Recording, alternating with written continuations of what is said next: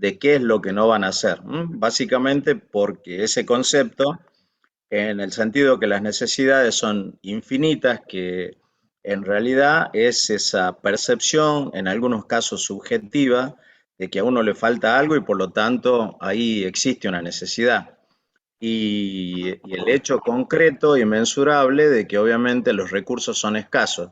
Y en el caso puntual de las personas, ustedes saben que los recursos, digamos, escasos para nosotros son o el poder adquisitivo o el tiempo.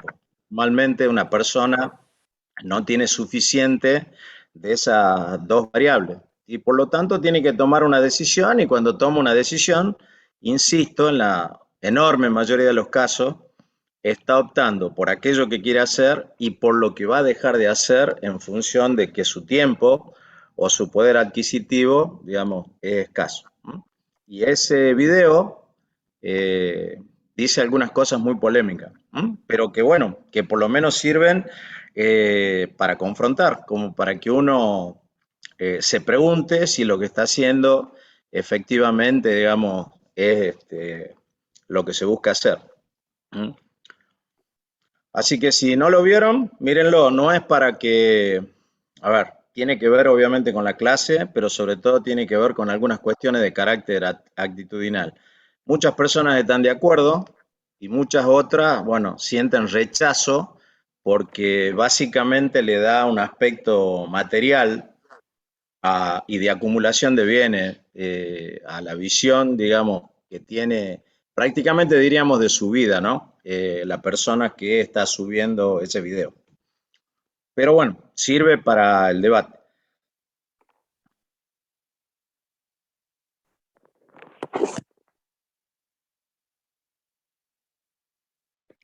¿Cuántas horas le dedican ustedes, chicos, al estudio, al margen de las clases?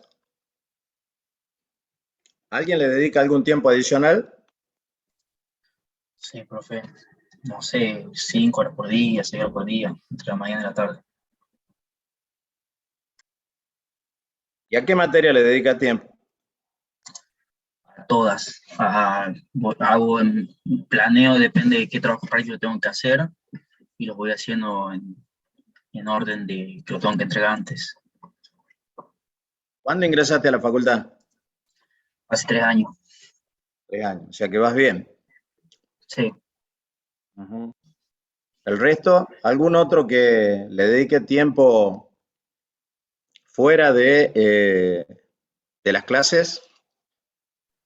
Yo le dedico 2 horas, 3 horas por día, aproximadamente. ¿Y estás cursando cuántas horas por día? Curso de 3 a 4 horas por día, digamos, dependiendo de cada materia.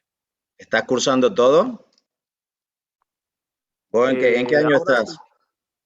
¿En qué año Eh, estás? Ahora estaría, digamos, en tercero, pero también hago materia de cuarto. O sea, hago la mitad, ¿Y cuándo hago ingresaste? hace 3 años prácticamente. ¿Y cómo estás cursando materia de cuarto? Por las correlatividades hay, si aprobas una de segundo, te deja cursar de cuarto. Claro. Entonces estás cursando más de 2 o 3 horas por día. El plan de estudio de cualquier año de ustedes tiene entre 29 y 30 horas. Eso significa 4 horas reloj por día. Si estás cursando encima materias de otro año, significa que más tiempo todavía.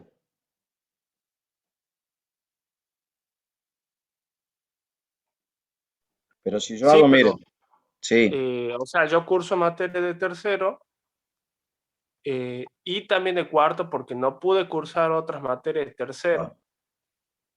O sea, si tercero tiene 9 materias, bueno, yo no estoy pudiendo cursar 8 materias prácticamente. Yo no pude cursar dos y bueno, por eso estoy haciendo otras dos y, de cuarto. y a ver, y cuando van a rendir, ¿cuántas horas le dedican a cada materia? Promedio, digamos, algunas más, otras menos, obviamente. Bueno, dependiendo Depende de la mucho de la materia, materia, profe. Por ahí alguna dos, materia tres más horas, relacionada digamos. A ver, hagamos algunos números rápidos. ¿Cuántos meses al año estudian? ¿11? entre cursado, parciales y finales. Sí, más o menos 11. 11 meses, ¿cierto? Y están estudiando, supongamos, 4 horas por día y cursan otros 4 horas por día. Sí, digamos que sí. Entonces tenés 8 horas por día, por 5 tenés 40 horas por semana. 4 semanas significa que tenés 160 horas por 11, te da, a ver, eso me daría 1760 horas por año.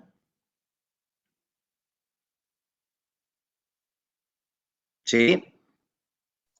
Sí.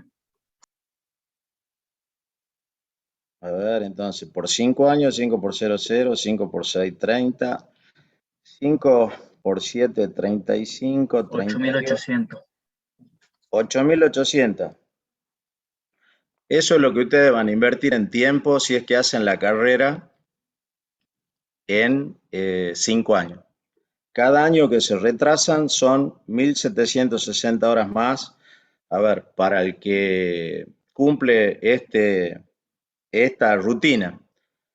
Y algunos dicen, bueno, no, pero yo curso y no estudio el resto de las horas. Inevitablemente prolongan la carrera. Hay una ley que dice que para graduarse uno necesita entre 9.000 y 10.000 horas. Depende el número de horas que nosotros le dediquemos por día para que la carrera sea un poquitito más corta o menos corta. Hay personas que están probablemente 20 años cursando la materia. No sé si vieron un artículo de un estudiante boliviano, salió en Clarín este domingo y en La Nación también ha salido, de un estudiante que tiene 52 años, tiene 200 aplazos y que por algún motivo era un dirigente estudiantil, cosa que me molesta y me indigna mucho porque yo he sido dirigente estudiantil, he sido presidente de centro, he sido consejero superior estudiantil, y la verdad que me indigna y me pudre cuando algunos estudiantes, digamos, que en realidad más que militantes por una universidad mejor, son burócratas que terminan cobrando un sueldo, como en este caso, pongámosle señor, que aparentemente cobraba un sueldo de 3.000 y pico de dólares, se hacía paga viático, tuvo viajes por todo el país para digamos, pagado por alguna universidad o vaya a saber quién, pero bueno, el tema es que llevaba 30 años cursando y obviamente había profesionalizado, además de burocratizado, su pseudo militancia estudiantil. Pero para el común de los mortales, no en ese caso, pero si pueden, mírenlo, porque hay mucha gente muy buena y muy honesta que milita honrada y esforzadamente por una universidad y un país mejor, y cuando aparecen estos personajes se confunde todo y hace, bueno, que se descrea de algunas políticas, y de la política y de instituciones, ¿no? Pero bueno, son cosas que existen, que están. Está, a ver, no sé si, y termino con esto, pero ¿ustedes saben cómo se le decía en la Grecia antigua a los ciudadanos que no participaban en política? No, No, Idiota, profe. idiota.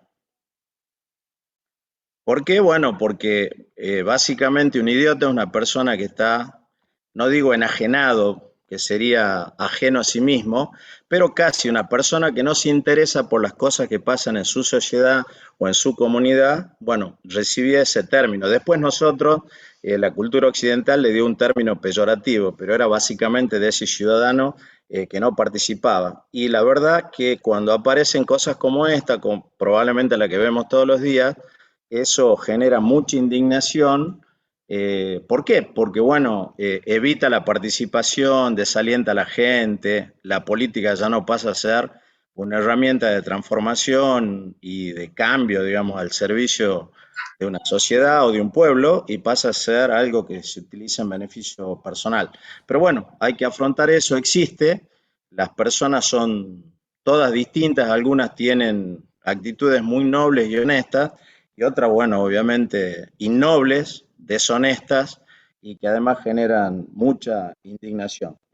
Pero bueno, me vino a la memoria cuando hice este pequeño cálculo, así que ustedes piensen que en base a la intensidad que ustedes tengan en sus estudios, van a estar entre 9 y 10.000 horas dedicándole a su carrera, lo cual podrán hacerlo, como insisto, de manera un poquito más intensiva para recibirse en un lapso un poco más determinado, y espero que utilicen estos conceptos para poder calcular cuál es el costo que pagan por ir a la universidad, a pesar de que no paguen un arancel, por una parte, y por otra parte, cuánto es el costo de oportunidad que pagan en la medida que ustedes van prolongando sus estudios, porque eso obviamente les impide a ustedes recibir otro tipo de ingresos. Es un cálculo muy interesante que le da bastante significado al valor del tiempo porque se pasa a unidades monetarias, y eso no digo que sea una visión completa del costo que ustedes están pagando, pero les permite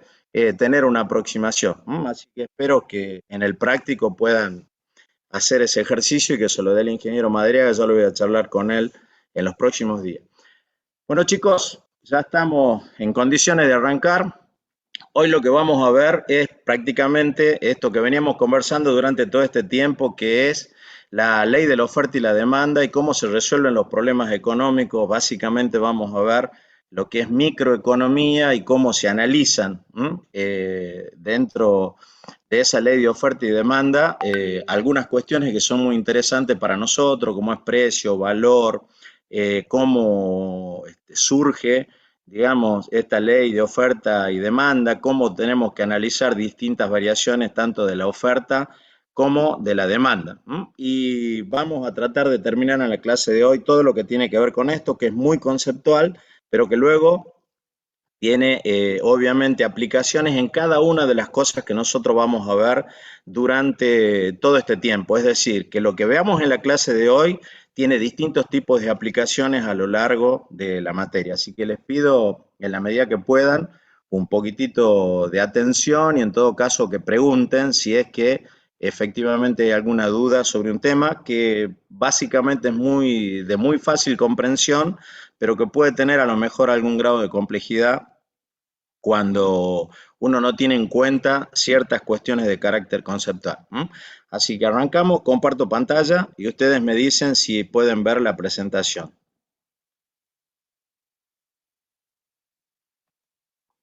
¿La están viendo, chicos? Sí, profe. Sí, Bueno, perfecto.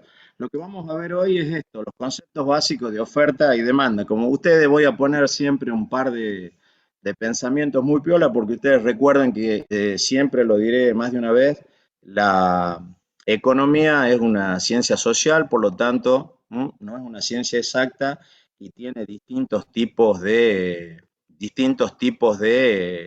digamos, de concepción. Algunas vamos a poder ver acá, aunque sea rápidamente, para que ustedes tengan una idea de dónde surgen algunas ideas que estamos aplicando acá. Bueno, primero esta pequeña frase de este personaje que es muy conocido de ustedes, en donde muchas veces creo que lo que él intenta decir es que a veces intentamos recordar básicamente lo que aprendemos en la universidad y quizás lo que tenemos que ver es qué experiencias nos llevan a pensar qué es lo que nos queda después de que olvidamos lo que se ha aprendido en la escuela o en la universidad. Por eso muchas veces la universidad nos da conceptos y nos permite, en todo caso, abordar otro tipo de conocimiento. Eso es lo que debería hacer la universidad hoy, que es enseñarnos a aprender, que nosotros podamos adquirir conocimientos por nosotros mismos.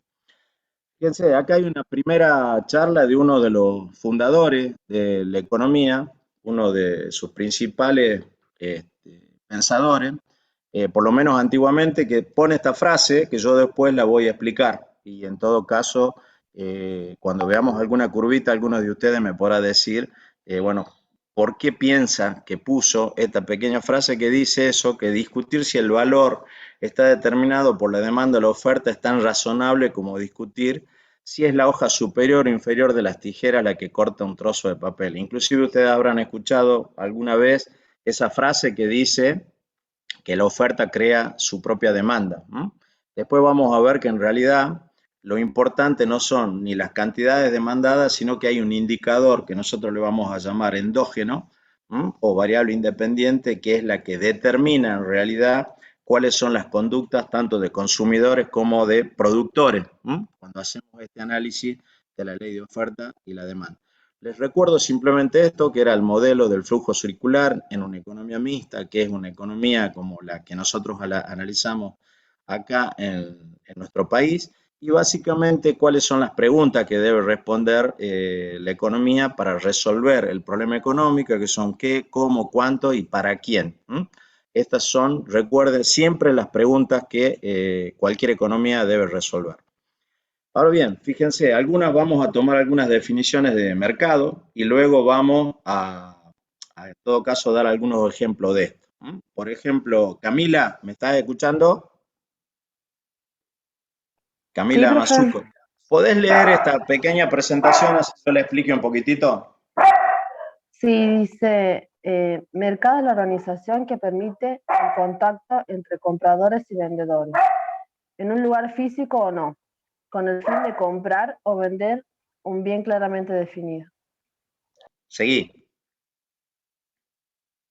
Algunos Seguí. mercados tienen existencia material, con instalaciones afines a los bienes que comercializan, mientras que en otros carecen de edificios o sitios determinados, y los vendedores y compradores no se conocen.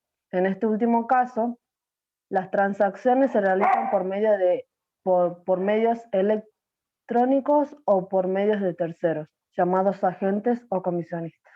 Bueno, básicamente es lo que está sucediendo en gran medida ahora y cada vez en mayor medida, en donde básicamente muchas compras se están haciendo a través de Internet, en donde la gente está por diversos motivos, ahora probablemente vuelva a intensificarse, si esta ola de COVID sigue de alguna manera intensificándose, con lo cual la gente volverá a comprar por Internet y no conoce ni siquiera al comprador o al vendedor, pero bueno, tienen algunos conocimientos del producto, eso ha obligado a una serie de cuestiones, de manera tal de que la calidad del producto sea tal cual se garantiza o que además exista la posibilidad, como ustedes lo recuerdan, del arrepentimiento. Ustedes van a comprar algo por internet y nos dan 24 horas para arrepentirnos, o por ejemplo las facilidades que hay para la devolución del producto, y además hay una intensificación de lo que sería,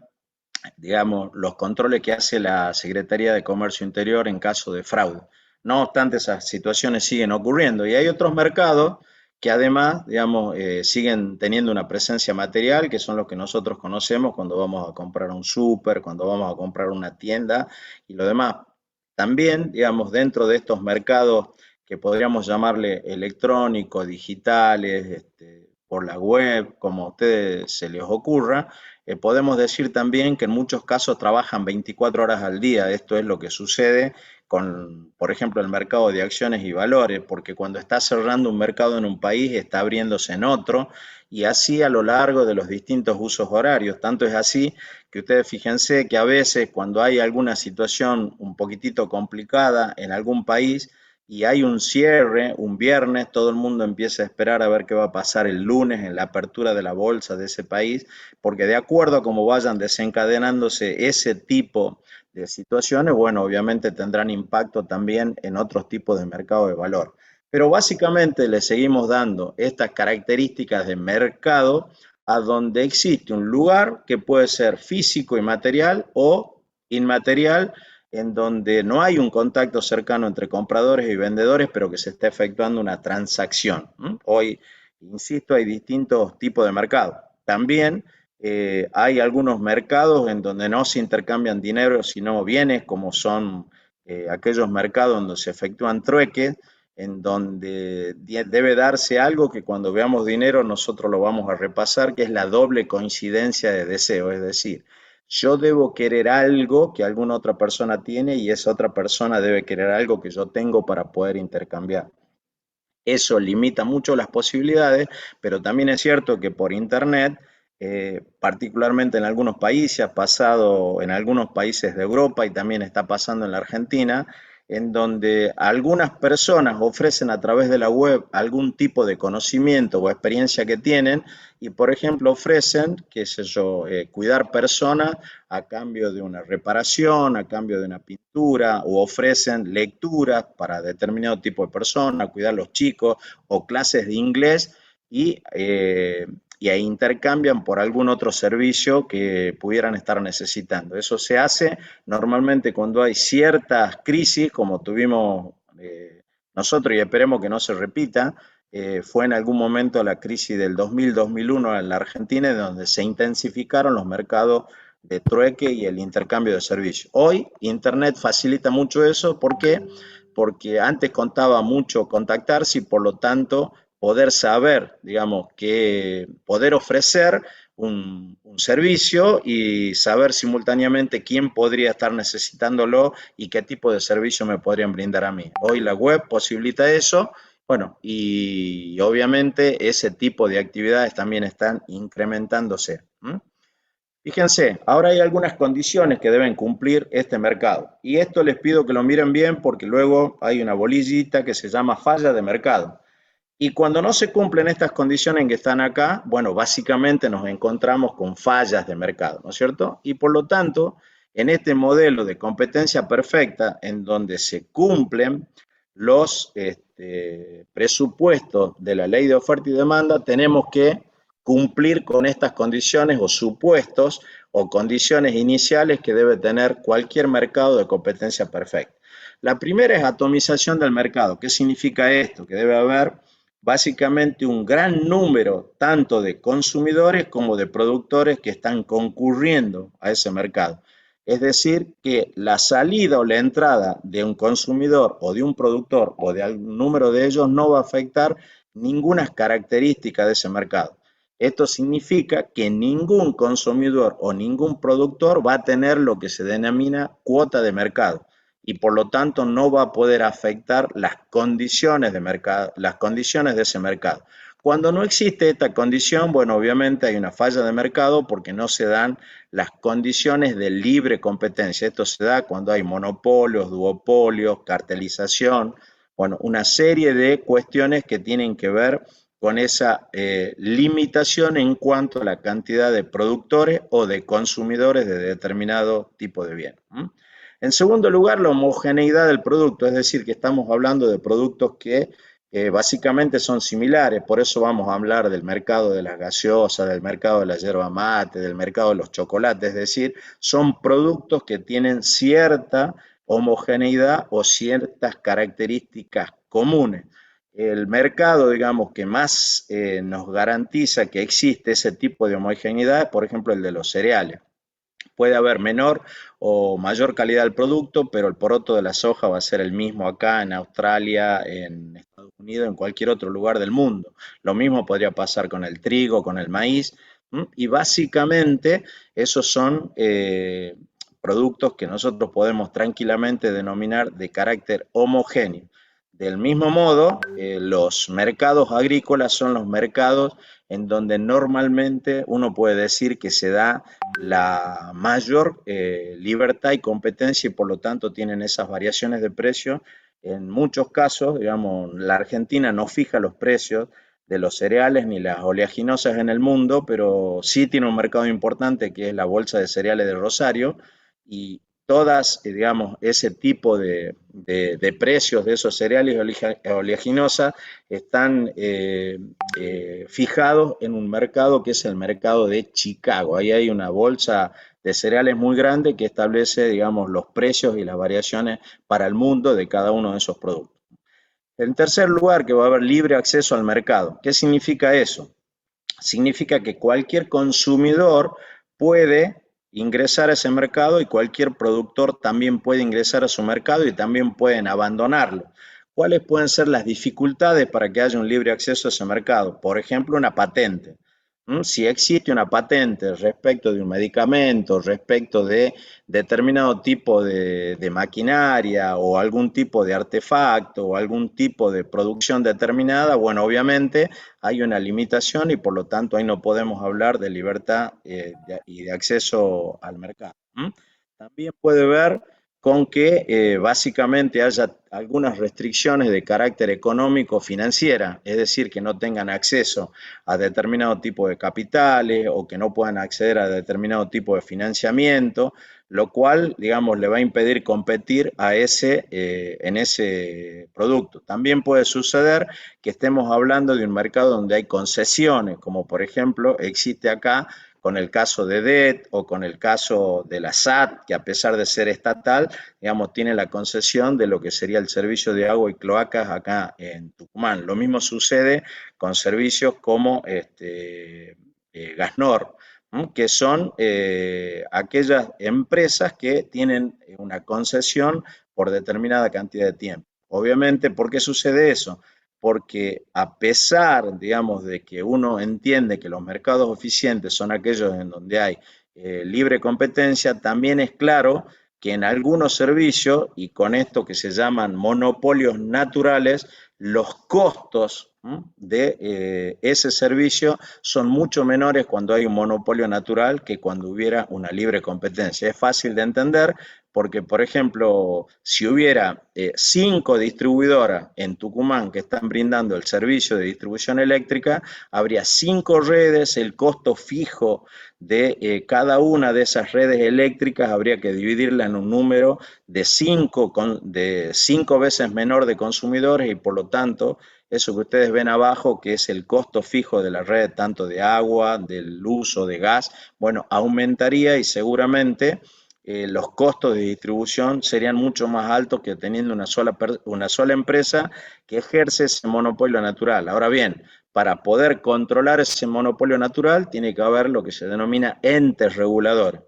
Ahora viene la otra cuestión. Es probable que los entes reguladores no funcionen en la defensa del consumidor y por lo tanto tengamos dificultades. Pero la idea en sí mismo es una idea, digamos, que está bastante bien fundamentada en el sentido de que claramente en estos casos de este tipo de servicios es mucho más económico que el servicio sea brindado por lo que se denomina un monopolio natural. El cuarto punto es la transparencia y esto tiene que ver con que básicamente nosotros no tenemos en muchos casos información respecto a cómo funciona ese mercado. Eso se denomina asimetría de la información. Y esto no solamente de ese mercado, sino el producto en cuestión. Muchos de nosotros, y me incluyo, probablemente no sepa qué es lo que yo tengo en mi celular. Básicamente puedo conocer algún tipo de prestaciones, pero ya no conozco en detalle digamos, cuál es el hardware, ni siquiera el soft que estaría teniendo mi celular, pero esto pasa con los autos, pasa hasta diríamos con los jeans de la misma calidad, uno puede encontrarlo con distintos precios, a veces quizá la diferencia está en la marca, pero normalmente nosotros no conocemos cuáles son los precios ni las características específicas de cada producto cuando lo compramos. Y esto obviamente es un gran problema en el sentido de la eficiencia de esos mercados. Por lo tanto, la transparencia está vinculada no solamente con la cantidad de datos que las empresas que concurren en ese mercado nos van a dar a nosotros como consumidores, sino la capacidad que tenemos nosotros como consumidores de estar absolutamente informados sobre las características de ese producto y los distintos precios en ese mercado. Ejemplos sobran. A ver, ¿cuál de ustedes conoce al detalle cómo se conforma una boleta de DET, por ejemplo? ¿Alguno lo sabe? No. Bueno, ese es un ejemplo claro de cómo hay en ese mercado asimetría de información. Es decir, esto cómo se visualiza claramente cuando se dan las audiencias públicas para el aumento de tarifa. Hay un número reducido de personas que se presenta a las audiencias y normalmente las empresas van con una gran cantidad de información y hacen, digamos, y tienen una ventaja adicional. ¿Por qué? Porque es un negocio, lo conocen profundamente y los usuarios y consumidores en muchos casos no lo conocemos. Y por último, perfecta movilidad de los factores productivos, es decir, que esos factores productivos pueden utilizarse tanto para ese tipo de producto como para cualquier otro producto que nosotros necesitáramos o que quisiéramos producir. Así que estas son las condiciones o los supuestos que tiene que tener un mercado a los efectos de que podamos aplicar la ley de oferta y demanda. ¿Está claro o hay alguna duda respecto a estos chicos? Está claro, profe. Perfecto, seguimos entonces. Fíjense, ahí vamos a entrar en un temita que ha llevado siglos de discusión y de debate y que últimamente ha tenido una especie de síntesis respecto al tema del precio y el valor. Ustedes seguramente habrán conocido alguna obra de Oscar Wilde y si no, se las recomiendo. Realmente tiene algunas obras muy buenas, sobre todo algunas medio satíricas, una que se llama La ventaja de llamarse Eugenio, es un excelente dramaturgo Oscar Wilde, que tenía esta frase, ¿no? En donde dice, hoy en día la gente sabe el precio de todo y el valor de nada. Ahora vamos a ver qué es precio y valor y por qué es necesario tener algún concepto sobre eso cuando analizamos la ley de oferta y demanda. Y ahora vemos un pensamiento de un personaje más actual. No sé, ¿alguien conoce quién es Warren Buffett? Sí, profe. ¿Quién es Warren Buffett?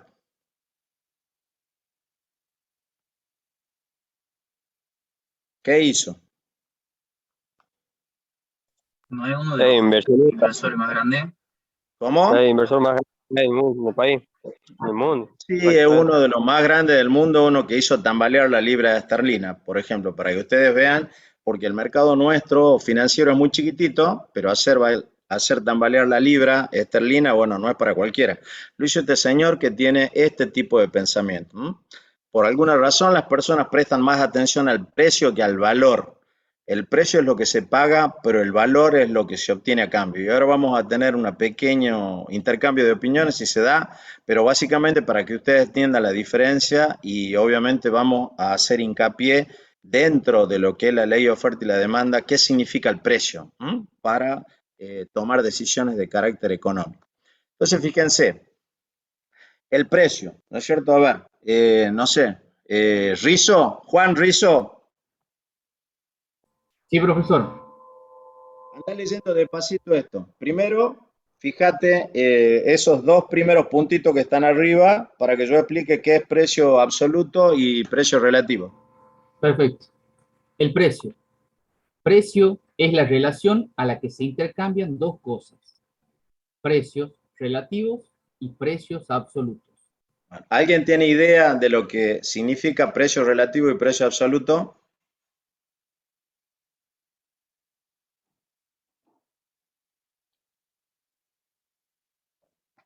No, profe. Bueno, a ver, un precio relativo es algo que se utiliza mucho en algunas economías. Por ejemplo, a ver, ustedes habrán escuchado, y mucho más en estos días que hay faltantes de gasoil y se lo están vendiendo a cualquier precio, en donde van a escuchar de algún productor que dice, bueno, yo necesito tantas toneladas de trigo para poder comprar tantos litros de gasoil. O van a decir, un tractor me sale tantas toneladas de trigo. Esos son precios relativos. Son precios en donde yo estoy relacionando dos bienes. Puedo decir, qué sé yo, un tractor me sale igual a tantas toneladas de fertilizante. Cualquier cosa en donde yo esté de alguna forma comparando dos bienes. Y los precios absolutos son aquellos precios en donde simplemente están vinculados a una unidad monetaria. Cuando yo digo, no, bueno, mira, este tractor te sale 15 millones de pesos. Entonces ya no lo estoy vinculando con tonelada de trigo, sino con una unidad monetaria, en este caso puntual, los precios. Esta es la diferencia, ¿cierto? Y seguí ahora el rizo con la otra partecita. El precio es el que ofrece las señales a los productores y los consumidores con el objetivo de aumentar incentivo o reducir desincentivo la producción y el consumo de los bienes y llegar así al equilibrio. Bueno, cuando nosotros veamos lo que es la curva de demanda y cuando veamos, digamos, cómo es su intersección con la oferta, bueno, vamos a volver a mirar este puntito porque acá lo que nosotros decimos, el precio es el que ofrece las señales a los productores, ¿cierto? Ahora, si yo viniera acá, ¿qué tendría que ver eso con esta afirmación de Marcel?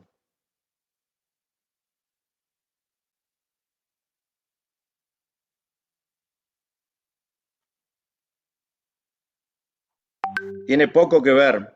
¿Por qué?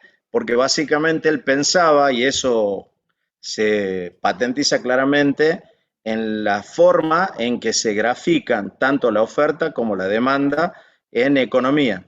Y lo vamos a ver claramente porque él pensaba que eran las cantidades demandadas las que determinaban los precios y en realidad hoy está claro esto que decimos acá, que es el precio el que ofrece las señales a los productores y los consumidores con el objetivo de aumentar, incentivar o reducir, desincentivar la producción y el consumo de los bienes y llegar así al equilibrio. Él pensaba que eran las cantidades demandadas de tal o cual bien o servicio y básicamente ahora entendemos de que es el precio el que le da las señales. Por ejemplo, ante un precio alto de determinado tipo de producto, eso va a incentivar a los productores a producir ese bien o brindar ese servicio. Por el otro lado, cuando hay un precio alto, eso desincentiva a los consumidores. Los consumidores se ven incentivados a consumir determinado bien o servirse de determinado servicio, básicamente cuando los precios son bajos.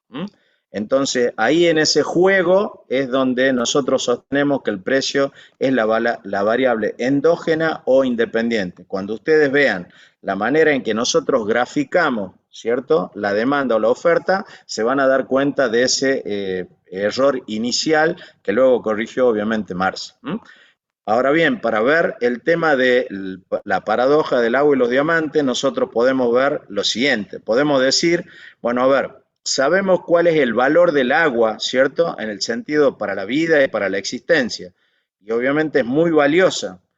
Y obviamente uno puede decir de gran utilidad. Y también vemos que los diamantes tienen un enorme valor y tienen un gran precio. Ahora, la pregunta sería la siguiente. Por ejemplo, esto sería en una situación básicamente normal. Pero si yo me encontrara, por ejemplo, en el desierto y llevo varios días sin tomar agua y tengo una bolsa de diamantes, ¿cuánto estaría dispuesto a pagar por un litro de agua? ¿Qué opinan ustedes? ¿Cuál sería el Tiene la bolsa precio? de diamante, la bolsa de diamante. ¿Cómo? O sea, vos estarías dispuesto a ofrecer la bolsa de diamante a los efectos de poder tomar un poco de agua. Claro, Claro, todo. Nosotros Bueno, porque si no, no te van cambiaríamos a el valor de encontrar. las cosas, por así decirlo, que antes no teníamos en cuenta. bueno, entonces, a ver, ¿qué sucedía? Antes uno podía decir y había lo que se llamaba la teoría objetiva del valor, que le otorgaba valor a las cosas por la cantidad de horas que costaba producirlo. Eso fue una observación inicial que hizo David Ricardo. Eso lo tomó a su extremo después el marxismo, porque Marx determinó entonces, si fuera así, si fuera que los precios se determinan por la cantidad de horas o de trabajo que hace falta para producirla, entonces obviamente el capitalista se está apropiando del valor del trabajo de las personas y por lo tanto llevó a esa famosa teoría de la plusvalía.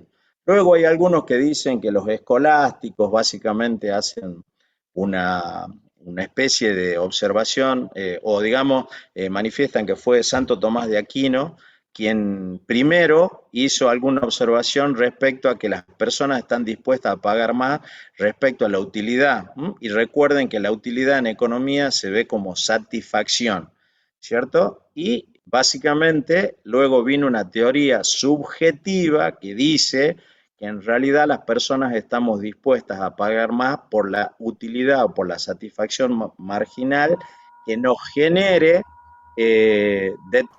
poder adquirir bienes. Y recuerden ustedes que lo hemos charlado en la clase anterior, en el sentido de que a ver, cómo podíamos graficar lo que era la utilidad o la satisfacción marginal. ¿Qué es la satisfacción o la utilidad que yo tengo por el último bien que voy a adquirir? Y poníamos un ejemplo, por ejemplo, de chocolate. Tengo muchas ganas de comer un chocolate y por lo tanto pago determinado precio por ese chocolate. Entonces, inicialmente pago ese precio por ese chocolate y obtengo una gran satisfacción y una gran utilidad. Pago el mismo precio por el segundo chocolate, pero claramente mi utilidad y mi satisfacción es menor. Es decir, ahí hablamos de lo que se llama la ley de la utilidad marginal decreciente, es decir, a medida que yo voy consumiendo dosis mayores de un bien o de un servicio, mi utilidad va a ir decreciendo. Entonces, eso de alguna forma también se refleja en los precios y en los conceptos que hoy tenemos en la economía moderna, que tiene que ver con, ya no con el valor objetivo, sino con el valor subjetivo que nosotros les damos a los bienes. Es decir, que uno podría pensar, ¿no es cierto?, que en el corto plazo los precios están fijados por el valor de los factores, en el cual incluimos obviamente el trabajo, no solamente las materias primas, sino también el tiempo que le dedicamos a producirlo. Pero en el mediano y largo plazo están regulados por el mercado, es decir, que van a tener valor ya no tanto por lo que nosotros efectivamente hemos invertido en materias primas, y todos los recursos, incluido la mano de obra, sino también cuáles son los niveles de satisfacción que nos proporcionen ese bien. Y esto es muy claro. Por ejemplo, puedo volver a tomar el ejemplo del celular. El costo del celular en cuanto a materia prima y recursos no tiene absolutamente nada que ver con su precio de venta. Hay muchísimos ejemplos. Por ejemplo, qué sé yo, algunos iban a Disney y estaba la varita esa de mago de ese que se vendía, no sé, ahí en esa, creo que escuela de Hogwarts, que era esa, no me acuerdo el nombre en estos momentos. Harry Potter. De Harry Potter. Bueno, y el costo de la varita de plástico era ínfimo en relación a los $60 que costaba comprarla en Disney. Entonces, si ustedes se dan cuenta que el precio, obviamente, tiene mucho que ver inicialmente con el costo de los factores, pero que luego tiene que ver con la utilidad, con la satisfacción que nos genere ese bien cuando nosotros lo adquirimos. Por eso están estas presentaciones, esta básicamente, que dice: las personas prestan más atención al precio que al valor. El precio es lo que se paga, pero el valor es lo que se obtiene a cambio. Bueno, básicamente pareciera ser que hay muchas personas que están dispuestas a pagar cualquier precio en función del valor que inclusive en algún caso subjetivamente le otorga a determinado bien o servicio. ¿Está claro este concepto? Sí, Bueno, Sí, profe, lo se único entiende. que me faltaría agregarle es que, a ver, un bien o un servicio, ¿cierto? Normalmente tiene dos cuestiones. Una es valor de uso, es decir, que cualquier bien o servicio está hecho ¿para qué? Para satisfacer cierta necesidad humana. Y el valor de cambio va a ser si yo lo puedo intercambiar, es decir, si yo lo puedo vender por un precio determinado. A ver, por ejemplo, si yo dijera el café, bueno, el café puede tener esa doble condición, porque yo podría prepararme un café para mí en mi casa y me va a generar utilidad y satisfacción, pero no lo voy a vender. Pero ese mismo café en un bar no solamente que tiene valor de uso, sino que además tiene valor de cambio. Normalmente estas son las características que tienen cualquier tipo de producto, bien o servicio. ¿Está claro ese concepto también?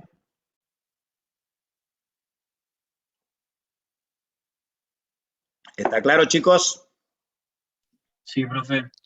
Bueno, Sí, Sí, profe. profe. perfecto. Les pido que recuerden que en todos los casos el precio para nosotros es la variable endógena o independiente cuando nosotros efectuemos el análisis de lo que es la ley de oferta y demanda. Eso les pido que quede como concepto. Ahora Leo, bien, sí, ¿puedes repetir el ejemplo ese que dio del café? No lo entendí bien. a ver, un café, ¿cierto? Cualquiera. Tiene valor de uso porque me genera satisfacción y tiene una utilidad. Yo me preparo un café y obviamente que tiene valor de uso. ¿Me sirve o no me sirve prepararme un café? ¿Sí o no? Exactamente. sí, Bueno, ahora bien, si ese café yo lo preparo en un bar, no solamente tiene valor de uso, sino además tiene valor de cambio. ¿Por qué? Porque lo puedo intercambiar por determinada cantidad de dinero. Normalmente, Perfecto. digamos, todos los bienes y servicios tienen valor de uso y valor de cambio. Ahí, en algún caso, algunos bienes que tienen únicamente valor de uso. Por eso te di el ejemplo del café y la circunstancia puntual en donde yo no lo quiero intercambiar, pero sí tiene valor de uso. Listo, gracias. Bueno, perfecto. Entonces, fíjense, la demanda, ¿cierto? Y a ver, podemos preguntarle a Pérez Vaca. ¿Me escuchás, Pérez Vaca? Pérez Vaca.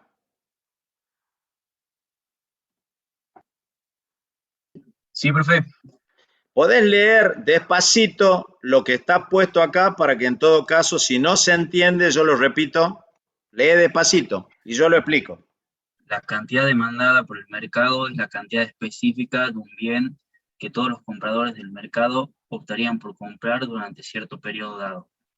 Durante cierto periodo, dados un precio específico que deben pagar por el bien, las restricciones existentes, deseos, costo de oportunidad, limitación de poder de compra. ¿Sigo? Sí. ¿Qué significa demandar? Significa estar dispuesto a adquirir un bien a cambio de un precio. Comprar es hacerlo realmente. ¿Se entiende eso? Hasta ahí. ¿Se entiende o no se entiende? Y si no se entiende, díganme que no se entiende. De momento sí se entiende. ¿Entienden cuál es la diferencia entre demandar y comprar?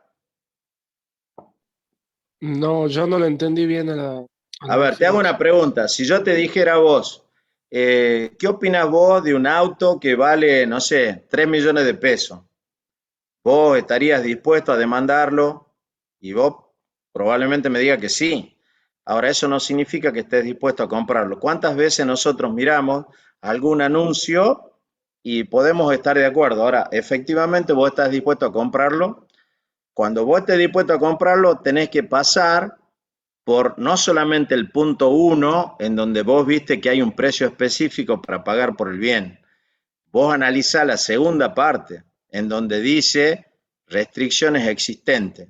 Entonces vos decís, sí, yo me compraría el auto, pero a ver, ¿qué renuncio para poder comprar ese auto? ¿Cuál sería mi limitación en cuanto al poder de compra? Muchas veces te pasa con tu tarjeta de crédito, o no te pasa que a lo mejor vos vas a comprar algo con tu tarjeta de crédito y bueno, y tendrías ganas de comprar una cosa u otra, pero vos sabés que tenés cierto límite de poder de compra en la tarjeta y por lo tanto compras una y la otra no. Vos estás en condiciones de demandarlo, pero no estás en condiciones de comprarlo. Mucha gente contesta que sí, que estaría dispuesta a comprar tal cosa, pero efectivamente no lo hace. Por eso muchas veces hay algunos, ustedes fíjense que van a hacer algunos análisis, ¿cierto?, de demanda en donde hacen algunas encuestas, pero luego, cuando está instalado ese negocio, ya se hacen verificaciones concretas en ese lugar para ver si la gente efectivamente está comprando lo que se decía que se demandaba. Esto es muy importante, ¿por qué? Porque cuando ustedes hacen el proyecto, ustedes hacen proyecciones de demanda y muchas veces se hacen proyecciones de demanda que, en donde la gente contesta subjetivamente o a lo mejor el análisis de demanda no está bien hecho y por lo tanto eso lleva a que un negocio fracase. Una de las cuestiones fundamentales cuando ustedes hacen el análisis de mercado es precisamente eso. ¿Cuál es el análisis de demanda de que ustedes tienen que cumplir en determinado mercado? Una regla que normalmente se analiza es que una empresa que recién arranca no debería estar en condiciones de proveer más del 5% del mercado en donde decide insertarse. Si piensa que puede crecer en ese mercado, bueno, podrá tomar algunas determinaciones de carácter logístico para abastecerlo posteriormente. Por ejemplo, decir, bueno, miren, yo voy a abastecer inicialmente el 5% de este mercado, pero como pienso que yo puedo abarcar a lo mejor en el mediano o en el largo plazo el 20%, voy a destinar 4% mayor de superficie para futuros galpones.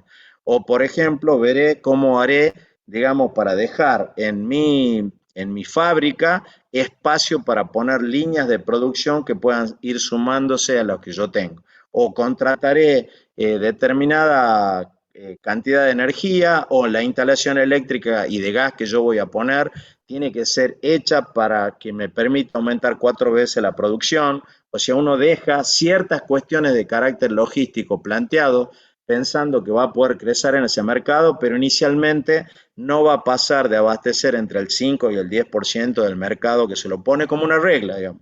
Es algo que normalmente se hace cuando uno ingresa al mercado. Y sobre todo, hay que tener mucho cuidado en el análisis de demanda, porque mucha gente dice, no, sí, estaría muy bueno, me parece bien, pero luego por diversos motivos a lo mejor efectivamente no compra el producto que nosotros queremos insertar en ese mercado. ¿Está claro el concepto? Sí. Sí. Sí, profe, ahora sí sé. Perfecto. Entonces, fíjense, esto sería una tabla de demanda, ¿cierto? Acá está la cantidad demandada a los distintos precios, ¿cierto? Esto sería la representación gráfica de una tabla de demanda y esto sería la representación de la curva de demanda. Entonces, fíjense, ahí dice que la demanda de mercado es la suma de las demandas individuales, la cantidad total del producto o servicio X que todos los consumidores de X estarán dispuestos a adquirir a los distintos niveles de precio. Y decimos, no debe confundirse la cantidad demandada con la demanda, cosa que les explico rápidamente, pero antes quisiera, a ver, si acá en esta curva de demanda, ¿cierto? Me dicen, a ver, ¿por qué en todo caso Marshall puso esta frase? Recuérdenla, esta. Léanla, léanla y fíjense si se verifica en esta curva.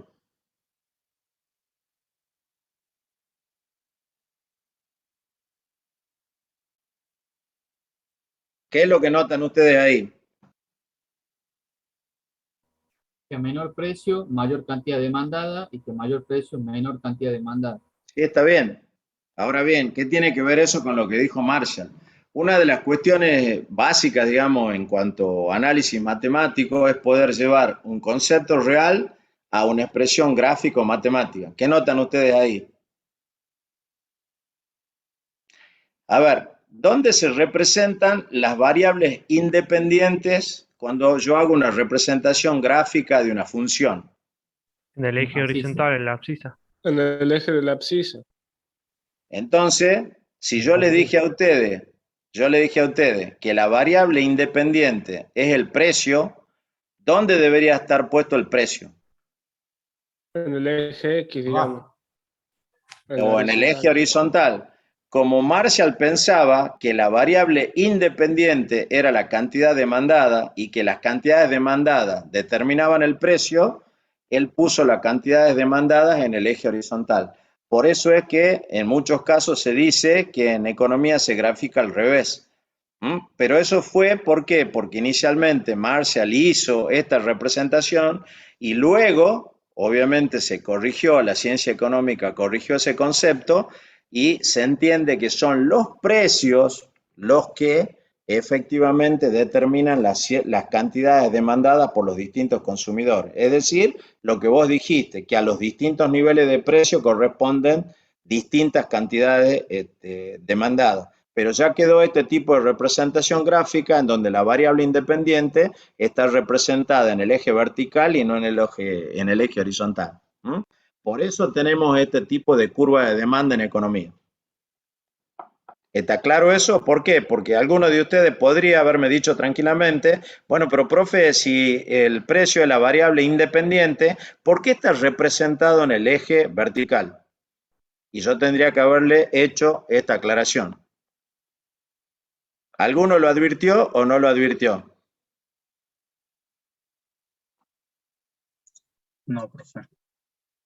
Eso son, cuando nosotros veamos maximización y minimización de los beneficios, a ver, maximización de los beneficios, minimización de los costos, algunas herramientas matemáticas vamos a utilizar. Lo mismo cuando veamos costo de producción, que necesitamos tener un pequeño análisis de lo que es una ecuación con dos variables independientes. Esos son pequeños conceptos que se utilizan en matemática. Nosotros, a ver, para economía, nosotros tratamos de que todo sea de manera muy conceptual, pero que obviamente este tipo de cuestiones siempre van a estar presentes, sobre todo cuando hagamos algún tipo de análisis. No demasiado, pero aparece. Pero este es el motivo por el cual hacemos este tipo de representación gráfica a pesar de que el precio es la variable independiente. ¿Está claro eso, chicos? Está claro, profe. Bueno, perfecto. Seguimos. Fíjense. Entonces, a ver, ¿quién se anima a leer esto? Iturre. ¿Me escuchás, Iturre? Sí, profe. ¿Podés Leo leer todo. despacito? ¿Podés? Sí, Sí, me decía. que leo toda la diapositiva. Pero la vas a leer empezando por la que está primero a la izquierda, a partir de ahí vas leyendo de izquierda a derecha y después lees la más grande que está abajo. ¿Estamos? Bien, de izquierda a derecha. Bien. La demanda. La curva de demanda no nos muestra los precios que tendría un producto si la cantidad demandada fuera una determinada. La curva de demanda nos indica cuál sería la cantidad de un bien que los consumidores estarían dispuestos a demandar a los distintos niveles de precios. En esta relación, por lo tanto, la variable dependiente es la cantidad demandada y la variable independiente es el precio de mercado. Ley de la demanda decreciente. Ceteris paribus. Permaneciendo todo lo demás constante. La cantidad demandada de un bien se incrementará cuando el precio de mercado disminuya y viceversa, cuando el precio aumente. Es decir, la cantidad demandada del bien y el precio de mercado están inversamente relacionados. A ver, chicos, esto es básicamente lo que yo les acabo de decir, ¿cierto?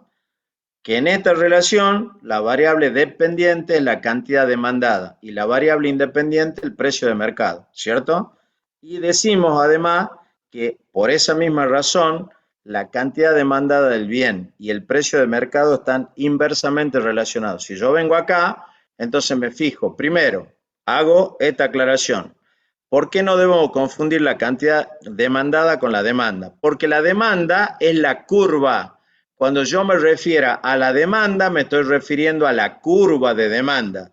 En cambio, a los distintos niveles de precios tengo Q1, tengo Q2 y tengo Q3, ¿cierto? En donde Q1, ¿cierto?, es mayor que Q2 y Q2 es mayor que Q3. Del mismo modo, P sub 3 es mayor que P sub 2 y P sub 2 mayor que P sub 1. Entonces, esto que yo tengo acá abajo, como Q1, Q2 y Q3, son las cantidades demandadas. Y la curva es lo que se conoce como demanda. Esto es importante porque luego vamos a analizar lo que son movimientos de circulación a lo largo de la curva y movimientos de traslación de la curva hacia la derecha y arriba o hacia la izquierda y abajo. Y además está claro entonces que en este caso, fíjense, es muy claro que hay una relación inversa entre precio y cantidad. Cuanto mayor el precio, menor la cantidad. Es decir, cuando yo estoy con el peso P sub 3, tengo la cantidad mínima Q sub 3 en este gráfico. Y del mismo modo, cuando el precio P1, ¿cierto?, es el menor de los precios, tengo la mayor cantidad demandada de ese producto, ese bien o ese servicio. ¿Está claro esto? Profe, pero eso sería relativo, ¿verdad? O sea, ¿no se aplicaría en todos los casos o ¿Por sí? qué? Explícame, ¿en qué caso no Por se aplicaría? ejemplo, en una gaseosa Coca, una Coca-Cola, el precio es mayor que una Seco, por decirlo, y la gaseosa Coca es más demandada que la Seco. Ahora la pregunta es, y volvemos siempre a esto, estamos hablando de un bien específico, ¿cierto? Entonces, la pregunta es, ¿aumenta el precio de la Coca-Cola? Aumenta el precio de la Coca-Cola, ¿cierto? Sí. ¿Va a disminuir o va a aumentar la cantidad demandada de la Coca-Cola? Disminuye. Va a disminuir, ¿cierto? El ejemplo que vos me das es el ejemplo de un producto que se llama relacionado. Ahora lo vamos a analizar. ¿Qué sucede? cuando un producto relacionado, que puede ser complementario o sustituto, como el ejemplo que vos me acabas de dar, ¿qué pasa con la demanda? Eso lo vemos en un segundito, si vos me permitís. ¿Estamos? Sí, sí. Perfecto, mira, ya lo ven. Hasta acá, y por eso mismo te digo, fíjense, les pido que recuerden también ese término ceteris paribus, porque es algo que nosotros vamos a utilizar, así como hablamos de variable independiente o endógena, también vamos a hablar de variables exógenas o ceteris paribus y la vamos a definir a cada uno. Fíjense entonces, acá arrancamos con parte de la explicación que vos solicitás, ¿cierto? Podés leer esto, ¿qué razones explican la ley de la demanda decreciente? Léela, por favor. Efectos, sustitución. Variación producida en la cantidad consumida de un producto X al alterarse su precio relativo. Es decir, cuando aumenta el precio del bien, buscamos otros productos que sustituyan su consumo, de manera que la cantidad demandada de X se verá reducida. Perfecto, para ahí. Entonces ahora volvemos al ejemplo que vos me diste. Vos me decís, aumentó el precio de la coca, ¿cierto? Lo que va a suceder es que la cantidad demandada de coca va a bajar, ¿cierto? Y va a aumentar la cantidad del producto sustitutivo, que en este caso es la seco. Ahora vos me dirás, ¿la gente sigue demandando mayor cantidad de coca que seco? Sí, pero también es claro que la cantidad demandada de coca va a bajar cuando aumente el precio, y cuando aumente el precio, su producto sustitutivo va a aumentar su cantidad. Por lo tanto, ¿qué va a suceder? Va a suceder que cuando se altere, como dice ahí, el precio relativo, la cantidad demandada del producto X, le hace coca, va a bajar, y la cantidad demandada del producto sustitutivo Y, le hace seco, va a aumentar. ¿Eso significa que seco va a tener mayor demanda que la coca? No, significa sí que va a haber una variación entre la demanda de los dos productos. ¿Se entiende eso o no se entiende? Luego después te voy a mostrar un montón de productos. Bueno, después te voy a mostrar algunos productos que son sustitutivos y otros que son complementarios. Ahora lee esta parte que sigue. Efecto renta. Cuando aumenta el precio del producto X y nuestra renta sigue siendo igual que antes, ahora tenemos menor poder adquisitivo en relación a ese producto y por lo tanto demandaremos menor cantidad de X. Por el contrario, una reducción en el precio provocará un aumento de nuestra renta real y en nuestra capacidad de compra en relación a ese producto. Yo creo que es claro eso, pero por las dudas le dedicamos un segundito. Eso significa que cuando el precio de un producto aumenta, por ejemplo, puede ser la carne, ¿cierto? Yo estaba dispuesto a determinado precio a consumir determinada cantidad de ese producto. La carne aumenta y por lo tanto yo en relación a la carne, ¿cierto? Ahora tengo menor poder adquisitivo y por lo tanto consumo una menor cantidad. Ahora, si bajara el precio de la carne en relación a la carne, he aumentado mi poder adquisitivo y por lo tanto consumo una mayor cantidad. Estos efectos, digamos, trabajando conjuntamente, tanto el efecto sustitución como el efecto renta, son lo que explican la ley de la demanda decreciente. Yo podría decirte, y después lo vamos a ver en un concepto que tiene que ver, que se llama elasticidad, que cuanto mayor cantidad de sustituto tenga un bien, más sensible a las variaciones de precio va a ser ese bien. Porque si yo te dijera en el mercado de la gaseosa, vos me diste el ejemplo únicamente de la seco, pero la coca tiene, por ejemplo, productos sustitutivos como la Pepsi, o habrá jugo, entonces va a decaer la demanda de la coca y la gente va a buscar productos sustitutivos para tomar algunas bebidas gaseosas o algún jugo que suplante al de la coca. Ese concepto también ténganlo claro, que en cualquier tipo de producto que tiene muchos sustitutivos, inmediatamente cualquier variación del precio va a hacer que caiga determinado porcentaje de la demanda y aumente la demanda de los productos sustitutivos. ¿Está claro estos dos conceptos para que ya arranquemos, digamos, con mayor precisión respecto a cómo está compuesto la función de demanda y la curva de demanda? Sí, ve, profesor, incluso también para agregar algo, digamos, Sí, la misma empresa Coca-Cola también tiene sus segundas marcas dentro de la propia empresa, que son gaseosas, la Crush, por sí, ejemplo, que cuando no venden mucha Coca, se vende Crush.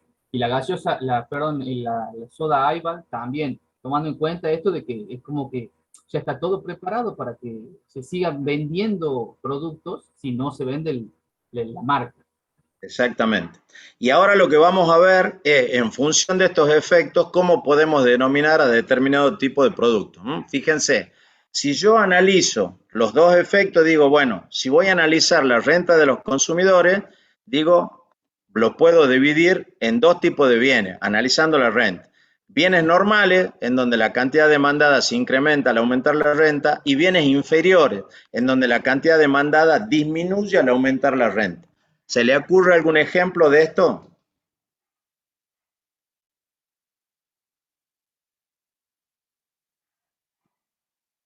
¿Qué opinan ustedes? ¿A qué se refiere? Por ejemplo, un bien normal yo lo tomaría como los alimentos. Mientras uno a veces, cantidad demandada, simplemente aumenta la renta. Si yo, ahí sucede así, digamos, gano más plata, compro más cosas. Pero en el caso Está de los bien, bienes ahora yo te hago inferiores, una pregunta. Yo te hago una pregunta. Vos consumís mortadela, ¿cierto? sí, Te aumenta la renta. ¿Consumiría mortadela u otro tipo de fiambre? ya otro tipo de fiambre. ¿Cuál, por ejemplo? Jamón crudo, Jamón crudo. bondiola, Entonces, te aumentó la renta. Cuando te aumentó la renta, vos aumentaste el consumo de jamón crudo, bondiola. ¿Qué pasó con la mortadela? claro, demando menos. Entonces Bajó ahí el tenés bien consumo, claro. ¿Cómo? bajó el consumo. Bajó el consumo. Entonces, ¿qué está sucediendo ahí? Que ahí vos tenés lo que se llama un bien normal. Aumenta tu renta, va a aumentar el consumo de ese bien, ¿cierto?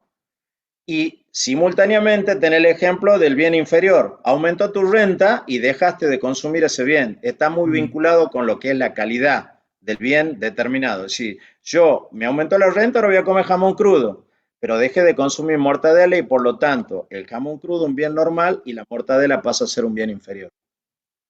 Podés dar el mismo ejemplo, qué sé yo, si vos querés, ponele con la margarina y la manteca, a ver, si vos querés dentro del mismo bien, yo te puedo decir, no tengo plata, tomo el Fernet el 1860 y cuando tengo plata consumo Branca, por ejemplo. Entonces son productos, ¿cierto? A ver, que satisfacen una misma necesidad. Yo te podría decir si vos querés sustituto, pero que en realidad, digamos, están vinculados con el tema de mi renta. Es decir, que a medida que va aumentando mi renta, yo voy buscando productos de mejor calidad y por lo tanto eso lo estoy llamando bienes normales porque aumenta su demanda en la medida en que mi renta va aumentando. Y del mismo modo hay bienes que son inferiores porque cuando aumenta mi renta, yo los dejo de consumir. ¿Está claro el concepto?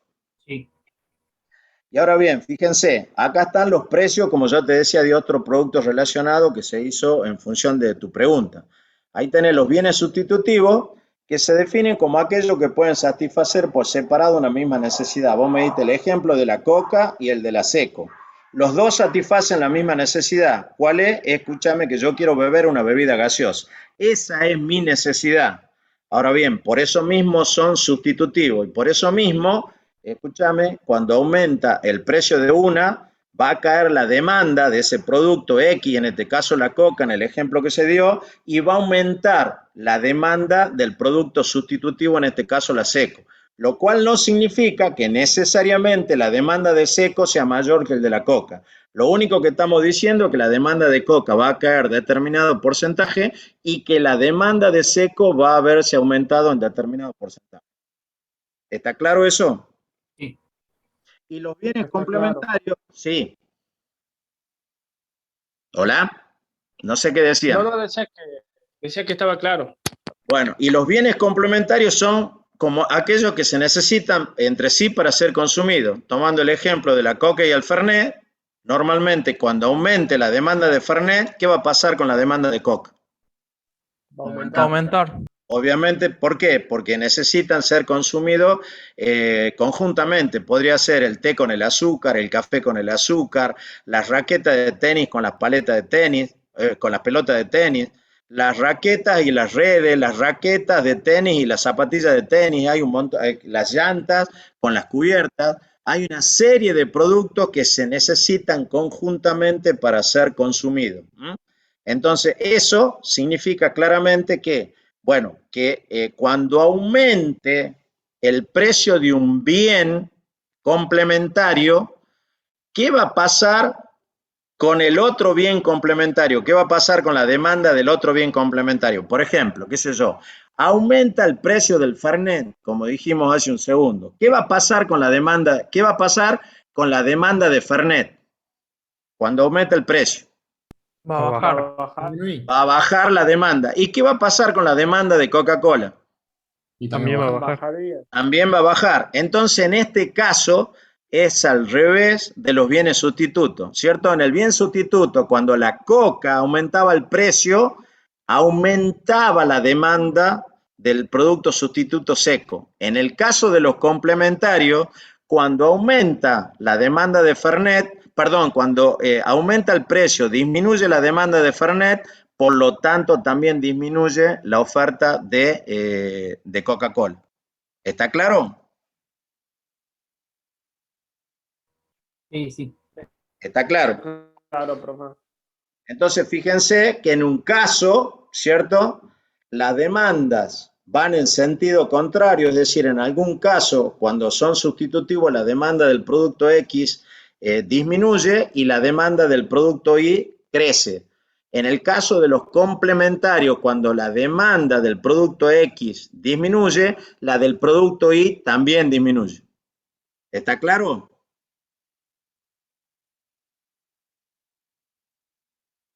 Está claro, Sí. profe. Perfecto. Y los bienes independientes son aquellos bienes que no tienen ninguna relación entre sí. Qué sé yo, por ejemplo, aumenta el precio de la coca y eso no va a afectar el precio del vino.